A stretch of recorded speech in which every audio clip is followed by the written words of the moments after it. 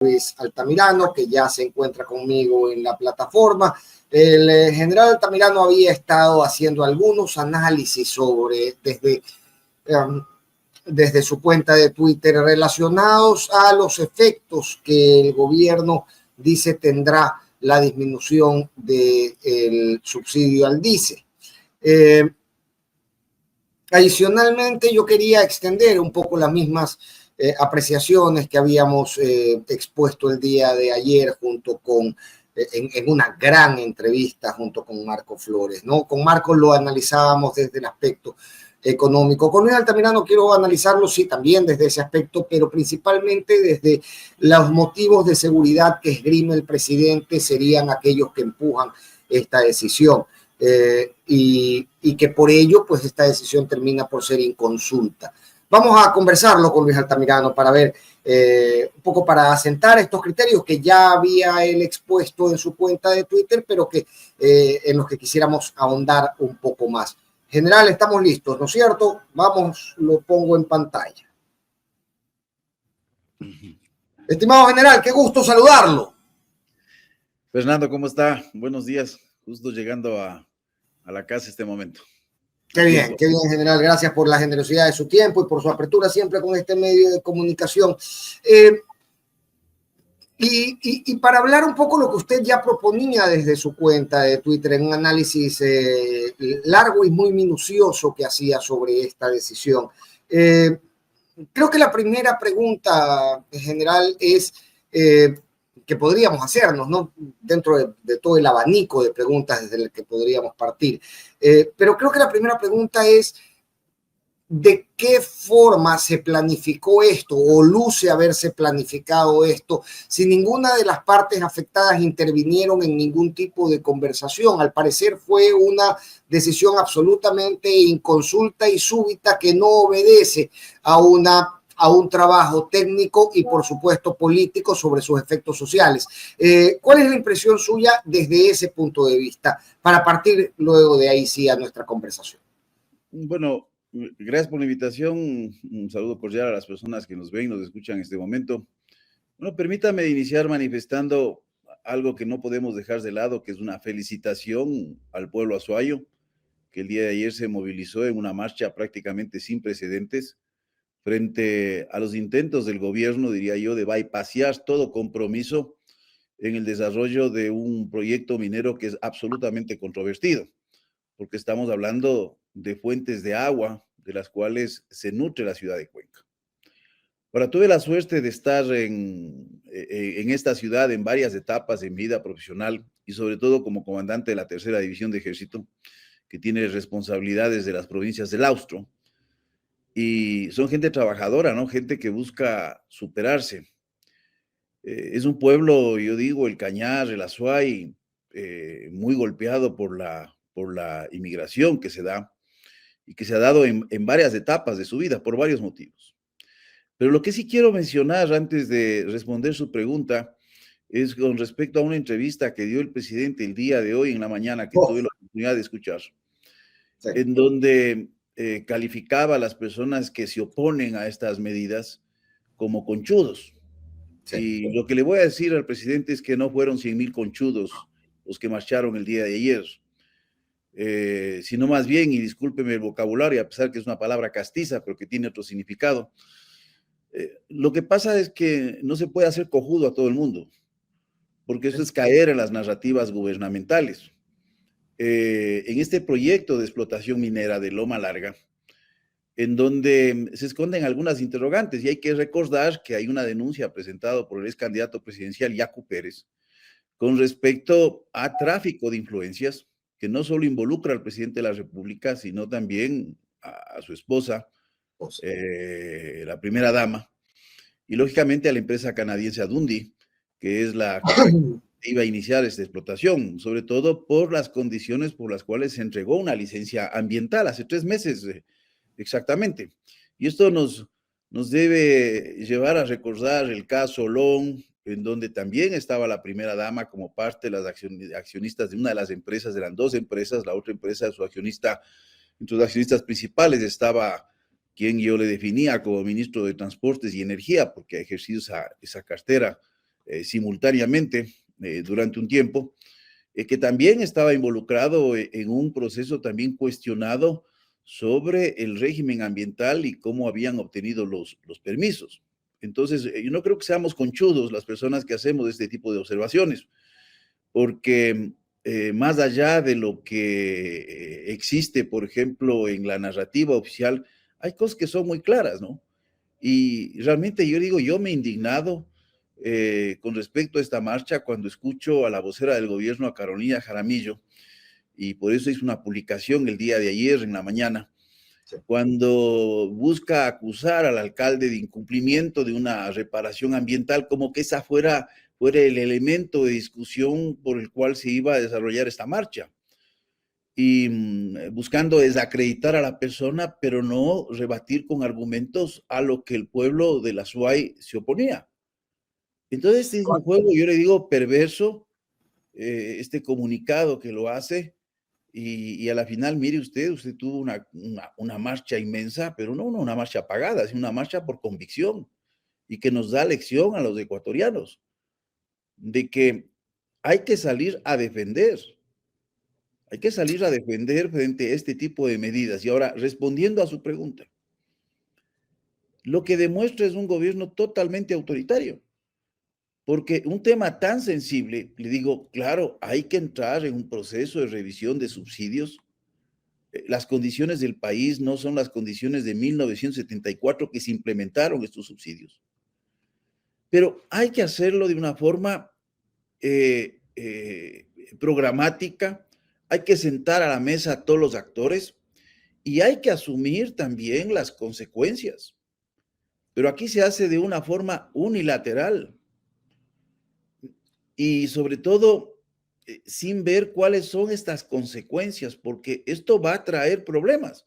Claro, si usted aplica, por ejemplo, compensaciones, porque no sabemos si se trata de compensaciones, de focalizaciones, porque aquí hay un mal uso de los términos, pero que estas van a estar entre 3 y 8 meses.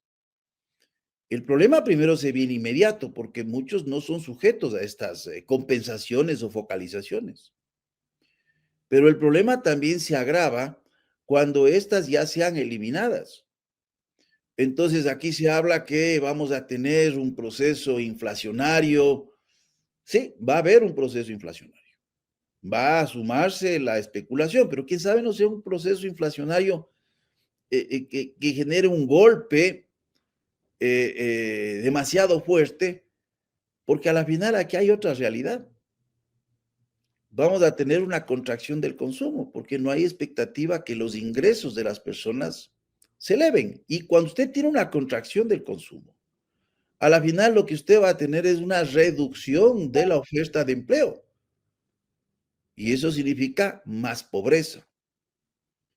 Y Entonces, menos empleo formal.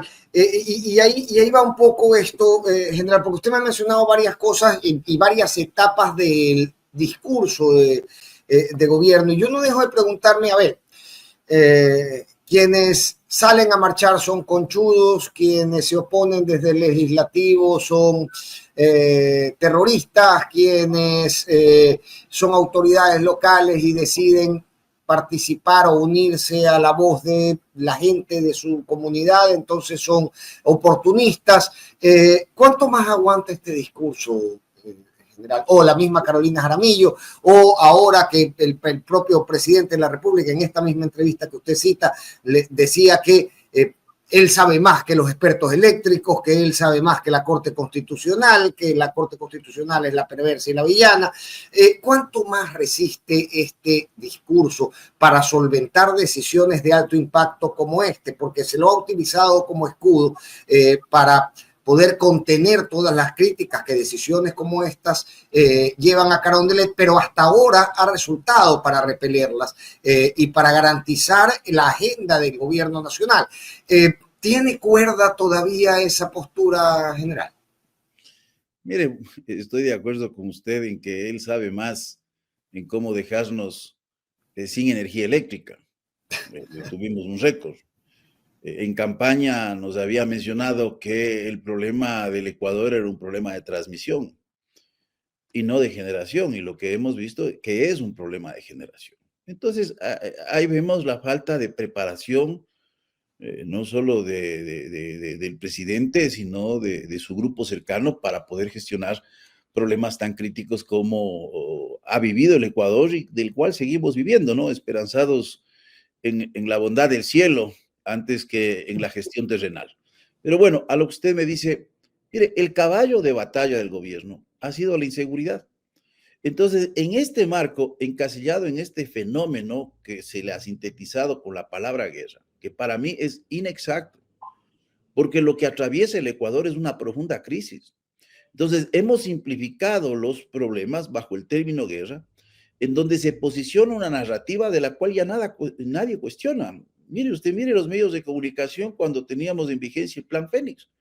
Dice, como parte del Plan Fénix, se anunciaba en los titulares. Pero nadie sabe lo que era el Plan Fénix. Ni objetivos, ni metas, era cualquier cosa, pero y al mismo tiempo no era nada.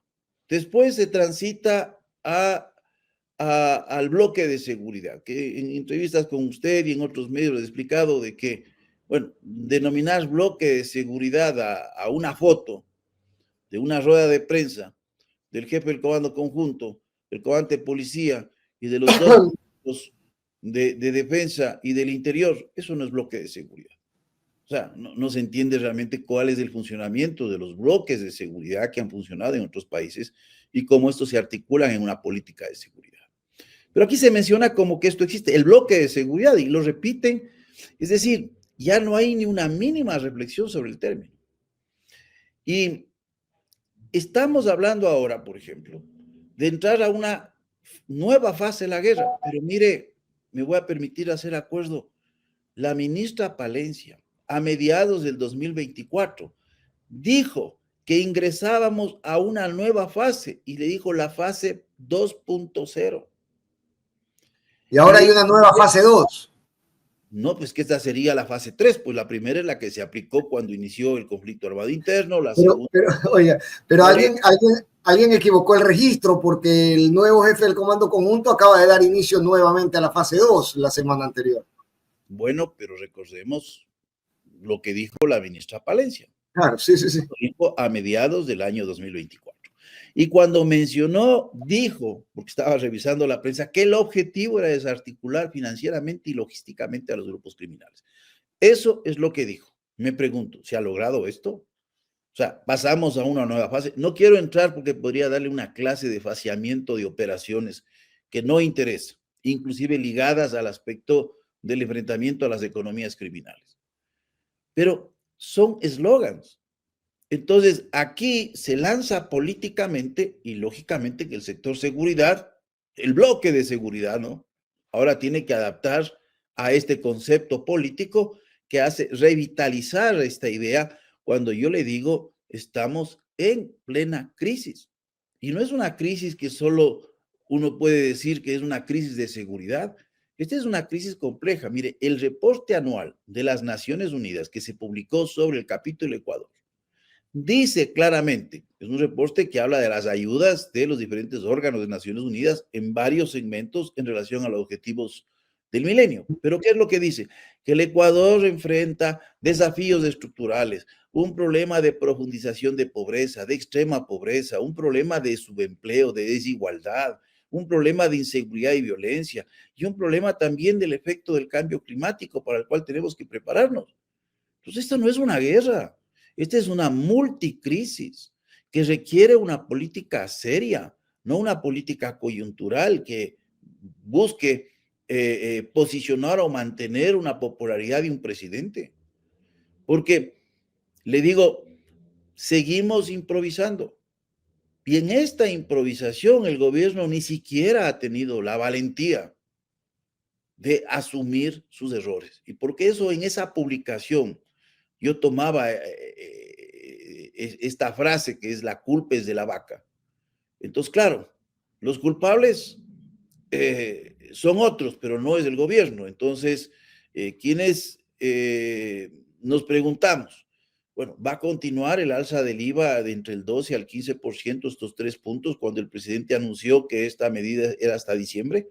Seguramente va a continuar esa alza.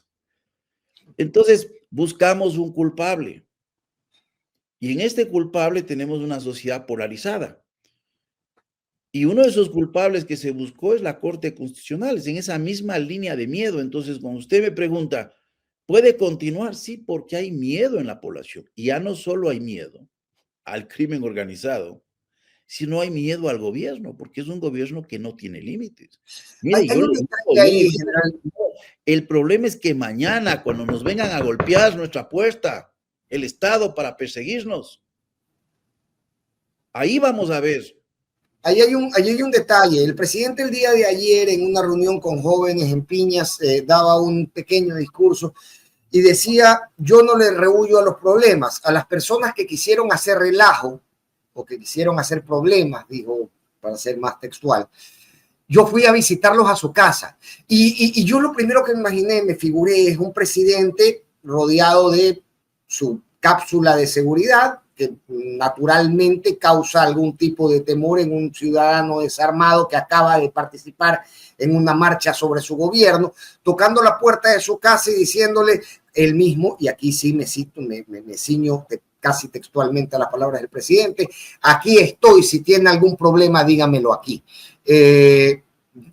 Lo cual a mí yo no sé si usted lo comparte, tal vez no, pero a mí me resulta una escena terrorífica, ¿no? Porque determina que el Estado tiene claro primero dónde vivo y está dispuesto a ir a tocarme la puerta de mi casa con fulanos armados y el presidente de la República a decirme, a ver, si tienes algún problema conmigo, dímelo aquí en la cara. ¿Cuál es su evaluación de eso, general? ¿Estamos en ese punto? ¿O es un exabrupto del presidente, digamos? Mire usted, en todo el proceso que se dio con la vicepresidenta Abad, Wow. Verónica Abad, se incumplió toda norma. Por eso yo he dicho, y con todo el respeto para la Constitución, ¿no? Se hizo papel higiénico de la Constitución. Porque mire, aquí en el país tenemos un gobierno que proyecta la culpa en otros, pero no en sí mismo en asumir responsabilidades y tomar decisiones estructurales.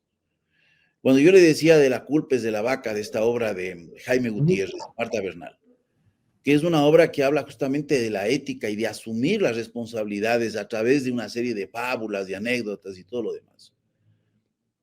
Pero aquí, ¿qué se hizo con la Corte Constitucional? Como la Corte Constitucional ha paralizado determinados artículos de algunas de las leyes hechas en la nueva Asamblea, entonces esa es la Corte que hay que atacar. Y mire que fue grave, porque a la final lo que estaba haciendo el presidente frente a leyes mal hechas que dieron vergüenza, porque estuve escuchando algunas de las intervenciones, me gusta leer la prensa, a ver, que no podían ni siquiera defender los abogados de la presidencia o aprendices de abogados y de la Asamblea Nacional. Entonces, esta es la nueva Asamblea Nacional, ¿no? Porque estamos en el nuevo Ecuador. Yo lo que hablo, este es un Ecuador reencauchado, nada más. Aquí no hay nuevo Ecuador. En donde Ahora, se atropella procedimientos legislativos. Se hacen unas leyes tole, porque es una ley chaulafán, de un montón de cosas. Y a la final, cuando usted tiene una acción de la Corte porque hay solicitudes para que se revisen los elementos legales que constan en esos cuerpos legales aprobados. No, la culpa es de la Corte.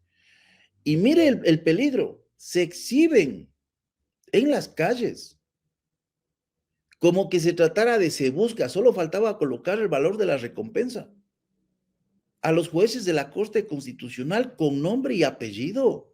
Y cuando le preguntaron a la vocera, que da vergüenza, que recuerdo en esta rueda de prensa que dijo, ¿y quién entonces financió estas propagandas que se colocaron? Vayan, investiguen ustedes. ¿Qué hace el Estado? A ver, digamos que fuese al revés, que alguien colocara un cartel con los ministros por todas estas aspectos que se han dado. Le aseguro que estuviese la policía atrás de esto. Le aseguro que la denuncia la hubieran puesto ellos en la fiscalía. Le aseguro que estuviese todo el poder del Estado. Pero no, le dice al periodista de una forma descarada. Bueno, para eso está el periodismo, vayan, averigüen ustedes. O sea, mire a dónde estamos llegando, Fernando. Claro, claro. Y el periodista lo que está haciendo es ir a la fuente. Oye, general, pero en este marco, ¿no? Que uno dice, caray, cuesta verlos reconocer responsabilidades en este país. El culpable del fracaso de la correcta ejecución de una política pública puede ser hasta una zarigüeya, pero nunca el presidente de la República.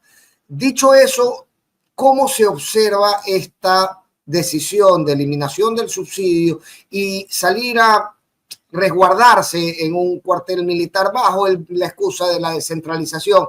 Pero al final, en política nada es coincidencia, querido general. ¿Cómo se lo puede observar? ¿Desde qué punto de vista? En su experiencia de vida. ¿Cuántas veces ha ocurrido esto y en qué casos? ¿Alguna vez fue por un intento súbito de descentralizar el Estado? Mire, lo que le puedo decir, Fernando, y pensando con toda la cabeza, como se dice, sin ningún apasionamiento, esta es otra forma de distraernos en lo que tiene que ser discutido de fondo. El presidente puede estar en cualquier parte, pero nos tiene discutiendo qué significa esto de haberse ido a la Tacunga. Aquí lo de fondo es una medida que se toma de forma unilateral, en donde el sector inmediato, que es el que le puede generar una resistencia a esta medida, es el sector de los transportistas, con los cuales se está negociando, porque también hay estas cosas raras. Pero el problema mayor es que hay una gran cantidad de sectores que van a verse afectados por esta medida y que no van a tener compensación alguna, y que a la final estos costos serán pasados a los consumidores. Y como le digo, impacto, sí, habrá un impacto, pero para los más pobres es fuerte ese impacto. Porque estamos hablando de familias que viven con 300, con $400 al mes. Porque hay que ver los umbrales de lo que es la pobreza y de la pobreza extrema en este país. Entonces, claro, entonces esto va a tener un efecto de contracción. Mire, aquí la única realidad por la cual se toma esta medida es porque hay un problema fiscal. Es una problemática fiscal que se busca cubrir con el problema de la seguridad, porque lo que se esboza es falso. Mire, ¿usted cree que la minería ilegal hay en el país porque hay combustible subsidiado? No, minería ilegal hay en el Perú y minería ilegal hay en Colombia. Y no es porque hay subsidio a los combustibles, porque los costos de operación de una actividad ilegal la cubren con creces esta diferencia. Y los volúmenes de consumo y minería ilegal no debe llegar ni al 0.1% de todo el diésel que se consume a nivel nacional. Entonces se habla de cosas absurdas.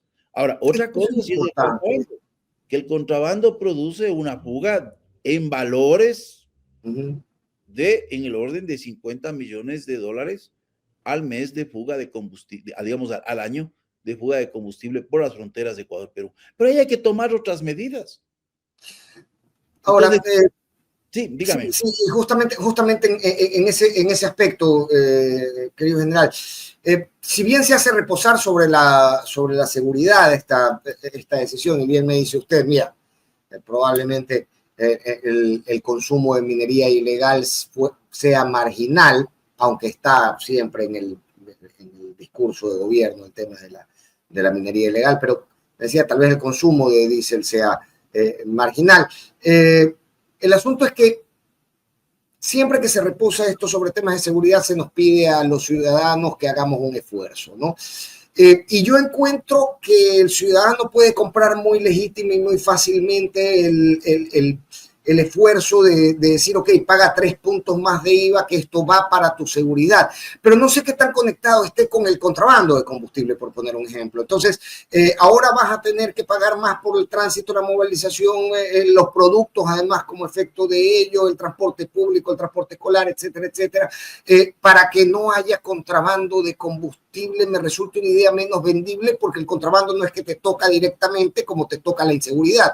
Entonces, nuevamente, un poco regresando a lo que conversábamos, ¿no? Tiene la posibilidad el presidente de ver pasar, aunque rasposa, esta decisión sin mayores complicaciones. Mire, lo que pasa que usted tiene el sector de los transportistas, que le dije que es el sector más complicado. Y por otro lado, también tienen sectores productivos como el agrícola y el pesquero. Cuando usted ofrece compensaciones de carácter temporal, estas a la final van a terminar evidenciando ya un precio real que se va a pasar al consumidor. Pero también ya existirán inmediatamente personas afectadas. Y yo no hablo de las personas que tienen vehículos a diésel. Hablo de los negocios que tienen una camioneta, que tienen una flotilla de vehículos, que tienen dependencia del diésel. Si usted no tiene la demanda suficiente, entonces la oferta se contrae. Y esta demanda se reduce porque a la final, por más impacto que se pueda tener de $1 o $2 cada 100, y yo decía en términos inclusive de los pasajes de transporte a futuro, pero lo que va a ser inmediato, no solo con el fenómeno especulativo. Eso a la final no es que la persona dice voy a gastarme $10 más, porque el problema es que los pobres no tienen ahorros para compensar esa diferencia y tratar de mantener un nivel de vida. Es que no lo tienen. Claro. Entonces, ¿qué hay que hacer? Reducir la porción, comer menos, ¿no? O comer o sustituir, buscar sustitutos a determinados productos que ya no le alcanza. Si consumía al mes 3, 4 veces un producto A, bueno, ahora va a consumir 3 veces. O lo va a sustituir con un producto más barato, que a la final todo esto va afectando la calidad de vida de las personas en cuestión de su alimentación. Entonces, por eso se requiere un proceso. Y a la final, como le dije, si usted tiene empresas, comercios, que van a tener una menor demanda, lógicamente que su oferta tiene que disminuir. Y para disminuir su oferta, tienen que disminuir su capacidad productiva o de entrega de servicios, que se va a traducir en desempleo. Entonces, todas estas cosas tienen que ser analizadas, porque esto es una espiral. Claro, se va dosificando esta espiral, pero es de una forma muy fuerte. Y lo que más me llama la atención es la forma unilateral. Y aquí tenemos el problema de las narrativas. Si en algo el gobierno hace sus deberes, que creo que es lo único que hace bien, es en sus narrativas. Mire, hay una obra, digo, que me recomendaron hace algún tiempo, de la oportunidad de leer, que se llama Roma y las noticias falsas, Roma y las fake news, que es la manipulación informativa que a la final en esta obra nos demuestra que no es nuevo, porque antes se utilizaba a través de monumentos, de estatuas, de pancartas públicas, de rumores, pero hoy se utiliza a través de esta vorágine de los medios digitales. Entonces, a la final usted puede tener a un Calígula, aparecer como un gran benevolente y de gran conducta moral, ¿no es cierto? Porque eso es lo que produce justamente este tipo de discursos. Y por detrás de eso hay mucho dinero. Hay mucho dinero. Mire, gastos reservados. Hemos roto el récord de gastos reservados. Hasta agosto, los gastos reservados ejecutados eran de $85 millones, que no serán auditados porque no han sido auditados antes. Lo que se quería hacer es legalizar lo que no se hace en el país, que es una auditoría y una fiscalización seria con contrapartidas políticas. Están, ¿sabe qué nivel de ejecución? El 90% de la ejecución. Es más, planificaron menos, incrementaron en el trayecto 85 millones. Desde el gobierno anterior, el Centro de Inteligencia y Estratégico se transformó en una oficina de compras. Eso se llama desinstitucionalizar. Entonces, denle al CIES para que compre medicinas, pues. O sea, no estamos entendiendo el rol del Estado. Cuando aprobamos una ley donde le decimos que se pueden deducir parte del impuesto a la renta con entrega de hasta un 30% del valor causado en donaciones a Fuerzas Armadas y Policía Nacional, claro que las Fuerzas Armadas y la Policía Nacional se sienten felices, porque no les dan recursos. Pero esa no es la forma. El Estado no puede hacer eso, porque dígame de qué sistema nacional de planificación hablamos. Entonces yo tengo una empresa que vende vehículos y motos, hago mi lobby, me acerco y vendo a la Policía Nacional vehículos y motos y no es que se da cuenta, casi volver a un trueque, ¿no? Y no es así, porque otra cosa es cuando usted tiene los recursos, dice, tanto necesito de motos, tanto necesito estos equipos, tanto necesito de esto, y no, pero acá tengo que, lo tomas o lo dejas, porque es una oportunidad para ti. Claro. Entonces es un retroceso completo del Estado. Lo que tenemos, no nos damos cuenta. Entonces, frente a la crisis hospitalaria que le digo, es que indigna la muerte de los neonatos, indigna a la gente que ha muerto por falta de diálisis, indigna cuando yo veo las noticias y que ahora justamente para evitar que quienes van al sistema de salud de la seguridad social, los médicos puedan exigirle la entrega de insumos o medicinas. Y mire el protocolo que acaba de salir. ¿Qué le dicen? Como no podemos pedir, porque vamos a tener problemas administrativos, a la final hay que ver en ese protocolo que han diseñado, dice la transferencia hospitalaria.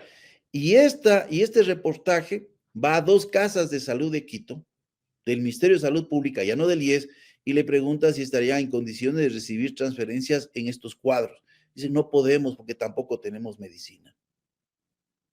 ¿A dónde le están transfiriendo? Al cementerio. Entonces hay una indolencia bárbara, en unos gastos del sistema de comunicación pública, de publicidad pública, nunca vistos. Y yo no digo que el gobierno no tenga que informar y que hay que invertir en informar y comunicar. No, sí, pero cuando las cadenas nacionales informativas, parecen más bien spots publicitarios de un banco, de una casa de seguros, francamente uno se pregunta si está bien siendo correctamente utilizado ese presupuesto que es para informar y no para llevar adelante una campaña de marketing como si todavía estuviéramos. Pero mire, disculpe Fernando para mencionar algo, por eso yo estuve de acuerdo en el momento que se estableció el conflicto armado interno como un tiempo prudencial para buscar una reestructuración del sector seguridad, pero no para utilizar como un caballo de batalla. Esto hace rato debió haber terminado. Y le digo, si usted consulta, por ejemplo, en el Instituto de Seguridad de Estocolmo, que maneja todas las áreas de seguridad en el mundo, que es referente inclusive, usted encuentra que muy pocos países en el mundo se atreven a declarar, más allá de la conflictividad, como conflicto armado no internacional.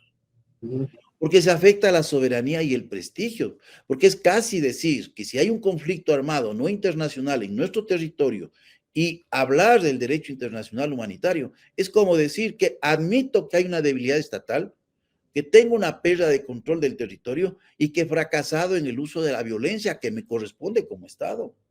Y porque hay implicaciones legales, y esas implicaciones legales en este caso, pues nadie las mira.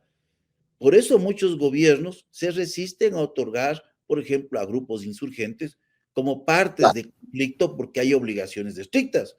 Pero también hay consecuencias económicas y políticas, o sea, démonos cuenta. Mire, yo le voy a hacer una pregunta. Vamos a ir a visitar, le voy a decir países que están en este momento con claros conflictos armados no internacionales. Muchos de estos países no lo han declarado. Vamos a visitar nosotros Siria, que la situación todavía es inestable, ¿no? Con el cambio de régimen que existió. Vamos a ir a hacer turismo en Yemen, me voy a poner una empresa en Sudán, en Somalia, en Nigeria, en el noreste de Nigeria, donde está el Boko Haram. Sí. Me voy a Mali, porque ahí ya trabaja fuerzas gubernamentales con el grupo Wagner contra los yihadistas. No me voy a ir a ninguno de esos países. Entonces, eso es lo que hemos hecho. Y la narrativa pública. Los gobiernos siempre buscan controlar esta narrativa pública y evitan enmarcarse en una aplicación del derecho de guerra. Pero nosotros, porque si el problema del narcotráfico, de la minería ilegal, del crimen organizado, que se lo repite, es un problema transnacional, yo me pregunto por qué no se ha declarado la guerra, porque nosotros tenemos una declaración explícita. No se ha declarado la guerra en Brasil. ¿Por qué no se ha declarado la guerra en Perú? ¿Por qué no se ha declarado la guerra en los mismos Estados Unidos? ¿Por qué no se declara la guerra en algunos países europeos con la presencia de estas? Porque tiene un efecto económico y un efecto político. Porque asusta inversiones, afecta al turismo, se afecta la calificación inclusive crediticia de un país y lleva a que salgan, como tuvimos varios comunicados, comunicado de la Embajada de los Estados Unidos, comunicado de igual forma de otras embajadas y de la propia Unión Europea, recomendando a sus connacionales de que el país el Ecuador es un destino peligroso. Entonces, claro, sirve para la receta interna de mantener una popularidad porque se dice cualquier cosa. Mire, todo lo que fue aprobado en el referéndum el año anterior, consulta popular y referéndum, la mayor parte no se implementa. Ahí está la urgencia. Usted vende una idea y dice, vamos a utilizar las armas del crimen organizado. ¿Sabe cuántas armas del crimen organizado han sido ingresadas al sistema logístico del ejército que estuve con algunas personas hace 2 meses? 0 armas. Pero esa era la solución. Pero en vez de eso, se gastan $600 millones en bonos. Usted con 50 millones, usted podía haber dotado de material moderno, armamento liviano a todas las Fuerzas Armadas. Y mire qué es lo que tiene ahora, porque son las realidades. Un avión de los 17 Super Tucanos está volando. Todos los helicópteros del ejército están en tierra, los helicópteros medianos, porque hay que guardar el potencial, porque ya viene la consulta y no les han dado para mantenimiento. Pero tiene un ministro que solo vuela, y esto le digo porque estuve conversando, y me dicen, no vuela en avión ejecutivo, los aviones pequeños de Fuerzas Armadas no vuelan, tiene que volar en avión de transporte grande. Entonces, tiene desplazamientos de 4 o 5 personas en un avión de transporte con capacidad de 70, 80 personas. A un costo altísimo. Claro, es que mire, un avión, un Hércules, tiene el costo de la hora de vuelo es de $8,000.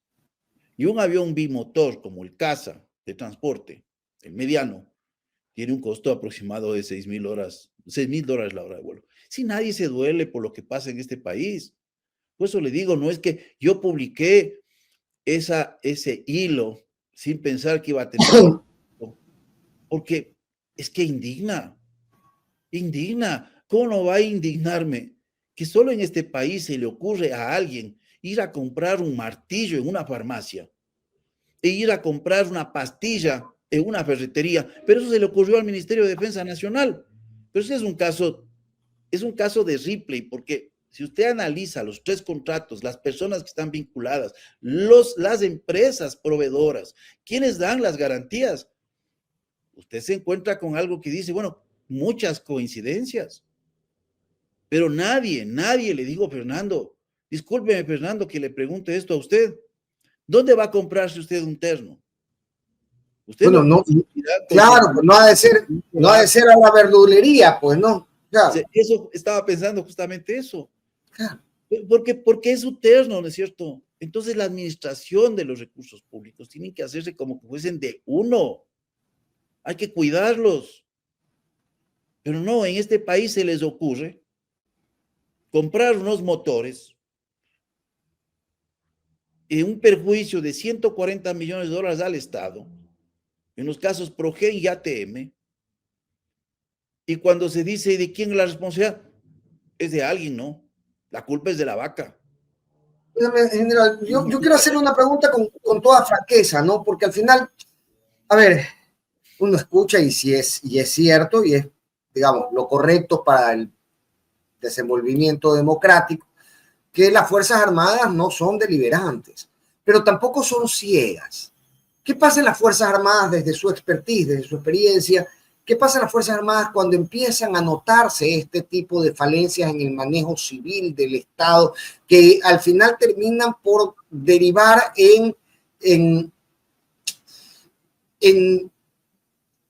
deudas para las propias Fuerzas Armadas, porque al final del día no tienen las herramientas necesarias para cumplir con su misión? Mire, sí, el problema que usted menciona es complejo, pero hay formas también en donde se puede llegar con las observaciones más adecuadas y más prudentes.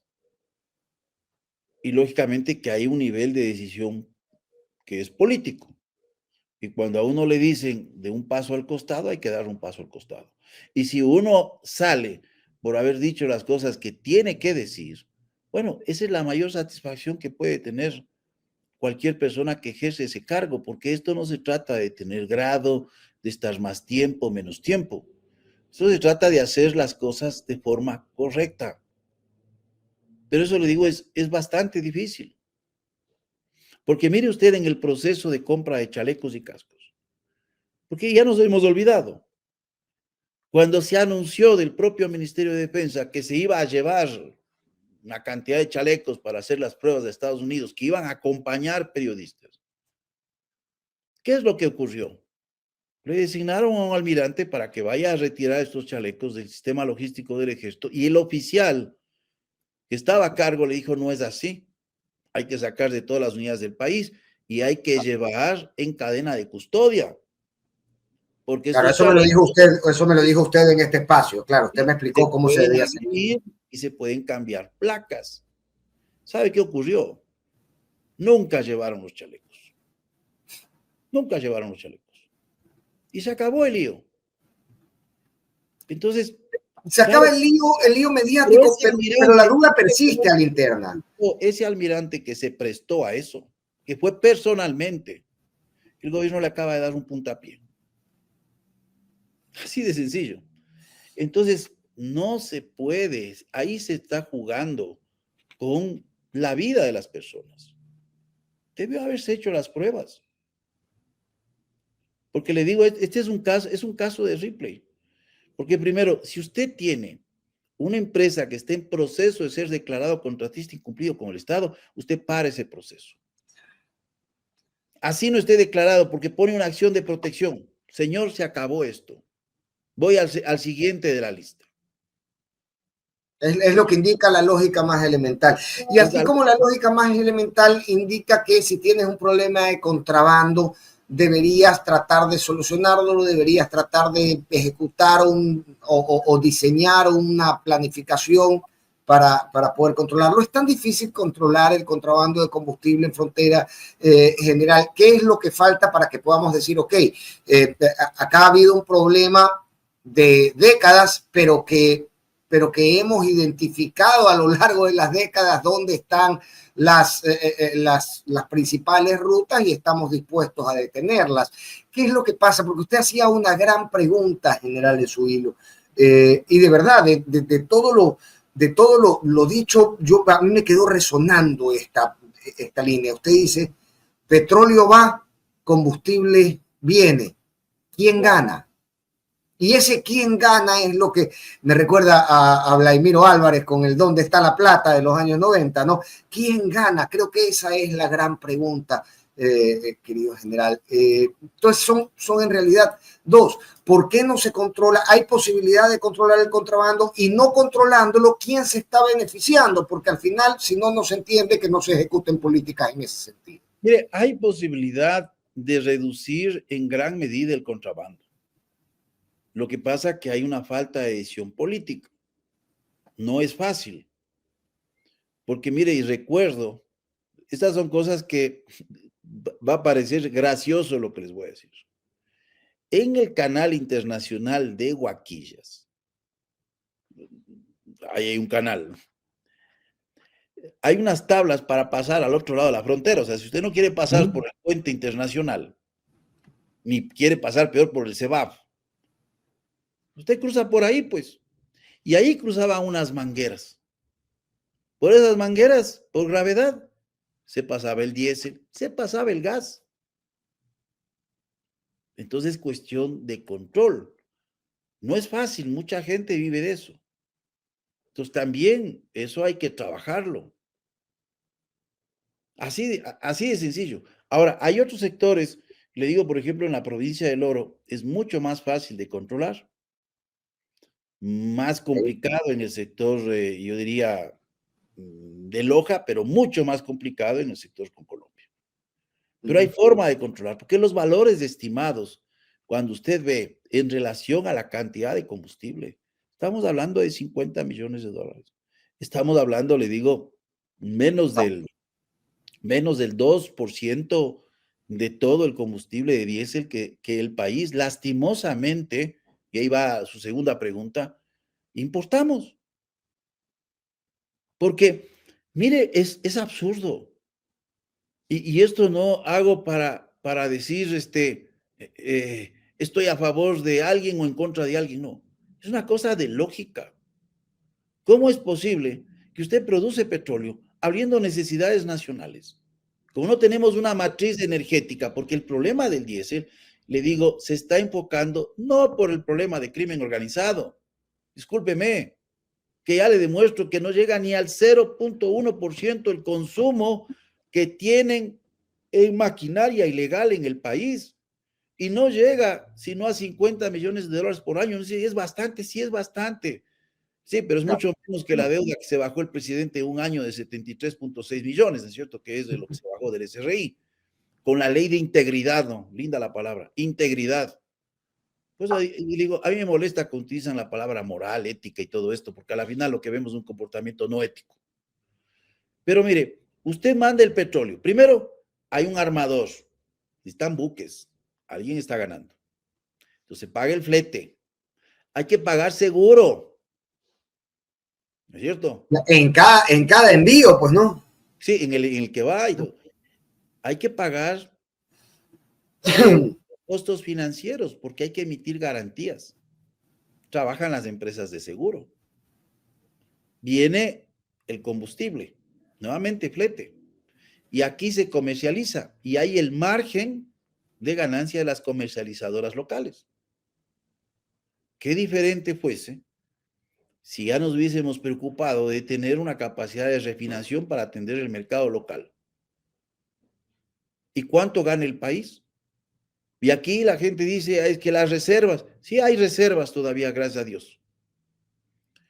Pero también tenemos que pensar en esta economía postpetrolera, que en algún momento en esa transición que tenemos que adelantarnos, pues hay que tener una matriz energética, una matriz productiva. Aquí no hay planes a largo plazo, aquí vivimos el día a día.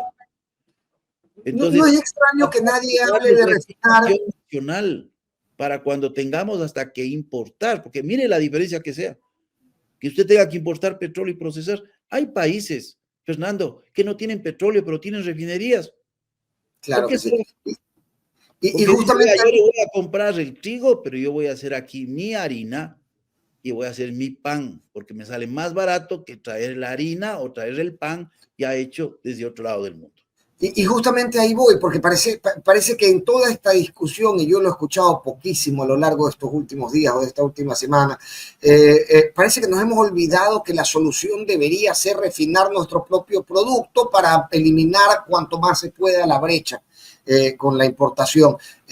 ¿Por qué no se habla de esto? ¿Qué intereses hay detrás de la intención de no refinar, o más bien de dejar en el olvido el incremento en nuestra propia capacidad de refinación de nuestro combustible en general? Yo ayer le mencionaba también a mi invitado, a Marco Flores, que yo recuerdo, por ejemplo, lo duro que fue almacenar el gas en tierra, porque había una intención de sostener el almacenamiento en barcazas porque era un contrato de cifras fabulosas para quien lo tenía. Y pues se dinamitó durante casi 20 años la intención de almacenar el gas en tierra.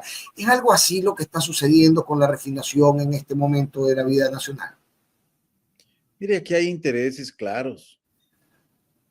Entonces, aquí ganan bancos, aquí ganan empresas de seguro, empresas relacionadas con el transporte y empresas relacionadas con el comercio. A nadie le interesa de estos sectores que están vinculados a estas cadenas desde la venta de petróleo y la compra de combustible, está interesado en que las cosas cambien en el país.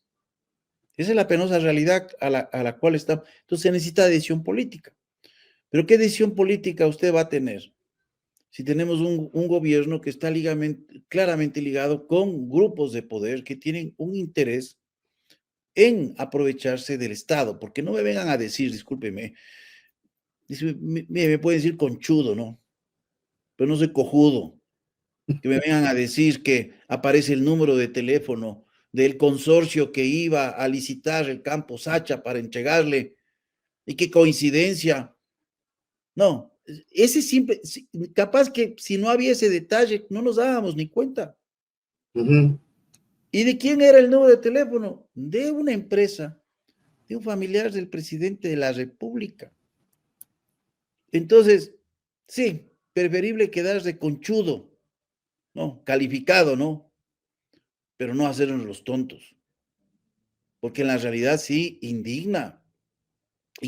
A mí como no me indigna ver que se haga una ley. Por eso, y yo lo decía esto conversando con amigos, les aseguro que uno de los primeros proyectos de ley que se presentará es aquel para disminuir las deudas con el SRI. Porque también hay otra cosa, ¿no? Todo el mundo habla mal de los subsidios. Y mire usted, por ejemplo, las remisiones tributarias a grandes grupos económicos en el Ecuador. Unos con razón, otros sin razón, estos beneficios y todo lo demás que existe. Entonces, por eso usted tiene a las cámaras, claro, porque si usted ve seguramente quienes están presidiendo las cámaras de la producción, ellos no se van al IES, ¿no? Ellos se van al Metropolitano, se van a las clínicas en Cumbayá, ahí se hacen atender. Entonces ellos no van a sufrir estos impactos en la medida que va a sufrir la gente pobre, porque ya le digo, alguien que gana $400, $450 al mes, que gana menos, que todo este impacto sumado ya con el alza del pasaje y todo lo demás que se va a dar entre 3 y 8 meses, los impactos iniciales, bueno, posiblemente le digan, solo ha sido el 6% de lo que ingresa. Sí, el 6%, pero para una persona que gana $100 es a la final ganar 370. Entonces, ¿qué tiene que hacer? Poner más agua a la sopa, menos papa en la sopa. Eso es todo. Y esa es una medición que se hará en unos meses, general, y que podremos hacerla. Ojalá tengamos la oportunidad de conversar. Recuerde usted, no va a ser la inflación. No es la inflación. Es el golpe que se va a dar a través de todo este círculo vicioso. Va a ser una inflación, por último, mínima, pero que va a golpearse por el crecimiento de la informalidad, por una inflación. Y recuerde usted que el índice de precios al consumidor se calcula para un determinado nivel de productos, pero hay otros productos que también el pueblo ocupa, ¿no es cierto? Desde ir al cine o de utilizar un servicio como Servientrega, porque Servientrega no le va a decir en sus camioncitos, sí, le voy a seguir cobrando la misma tarifa, pero si ahora estoy gastando un poco más, bueno, es que solo le estoy elevando 10 centavos el envío. Todo eso va sumando, todo eso va a ir sumando. Y con esto yo no me opongo a un proceso consensuado en un periodo de tiempo adecuado, porque estamos en es que el Ecuador, mire, está en una etapa crítica. El año anterior el Ecuador tuvo un decrecimiento del 2%. ¿Y cuál fue el crecimiento poblacional estimado? 1.2%. Para que la gente nos entienda. Si la riqueza nacional en términos del movimiento, lo que es el Producto Interno Bruto, era $100. Cuando terminamos el 2024 en relación al 2023, ya fue 98. Quiere decir que cuando había 100 personas y la riqueza era $100, dividiendo, ¿no?, lo que se llama el Producto Interno Bruto per cápita nominal, el valor del dólar de ese momento, no el de paridad, lo que se gana. 100 para 100, $1. Pero usted crece al 1.2%, ya tiene 101.2 personas y divida eso para 98. Ay, es que es apenas, es que seguramente nos da que ahora no toca $1 por persona, sino 0,97. Este año, para recuperarnos de lo anterior, porque aquí es fácil, la gente menciona las cosas y ver en series históricas, como lo hizo Carolina Jaramillo cuando habló de la pobreza. Se olvidó que el gobierno de Noboa mandó $436,000, 436,000 personas a la pobreza el año anterior. Y habla de un informe parcial del INEC. Y ella hace el cálculo que son 220,000. Pero suma y reste, pues, si suma y resta son 210,000 menos. Que fueron a la, que 200,000 más a la pobreza. Pero lo publica con un orgullo. Esperemos que al final sea cierto, pero claro, pero no nos dice los 94,700 migrantes que salieron el año anterior, expulsados del país por la falta de oportunidades, que este año, como le digo, serán menos. ¿Por qué serán menos? Porque no hay incentivo de ir a los Estados Unidos. Cada semana están retornando migrantes ecuatorianos. Entonces, es un drama que se va acumulando en varias variables que tenemos ahí presente. Querido general, para concluir, ya me acompaña Felipe Vega de la Cuadra en la plataforma, así que muy rápidamente, porque iniciábamos esta entrevista diciendo, ok, es necesaria la discusión acerca de la eliminación de subsidios o del sistema de subsidios más bien, ¿no? Sentarnos a conversar ampliamente sobre si esta realidad que usted me decía, que no es la misma del 74, requiere modificaciones en este sistema. Esa conversación es necesaria, esa conversación es responsable. Ahora, ¿cuáles son, digamos, qué debería enmarcar un proceso de eliminación de subsidios en un escenario ideal? ¿Cuáles son los pasos que ha dejado sin pisar este gobierno? Le pido de forma... Pero primero tiene que sentar a la mesa a todos los actores involucrados. En segundo lugar, tiene que ver el timing, no en un timing de una contracción que tuvimos de la economía el año anterior y de un crecimiento que sigue siendo lento. Y bajo las situaciones de un crecimiento de pobreza.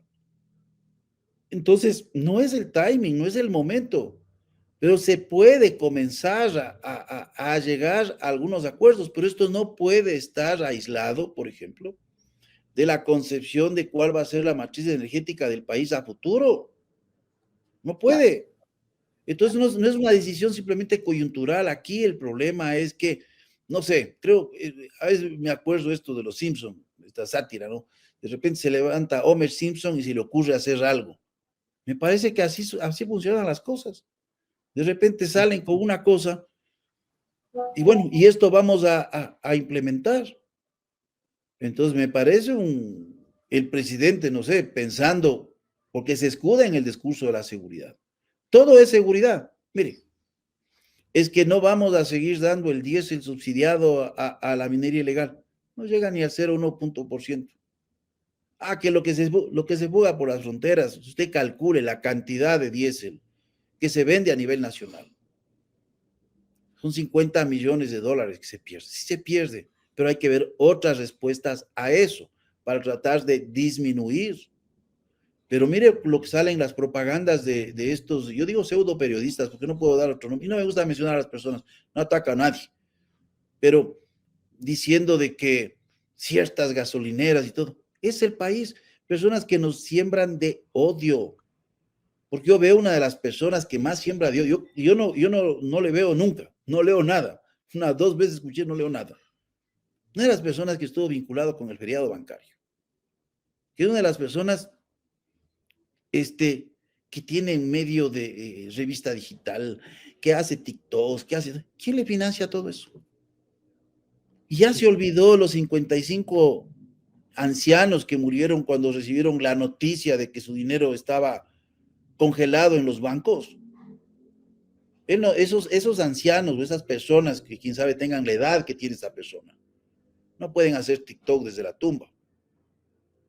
Entonces sí indigna ver todas estas cajas de resonancia, porque aquí es claro, aquí se saca dinero y se paga a gente que hace opinión y gente que hace periodismo.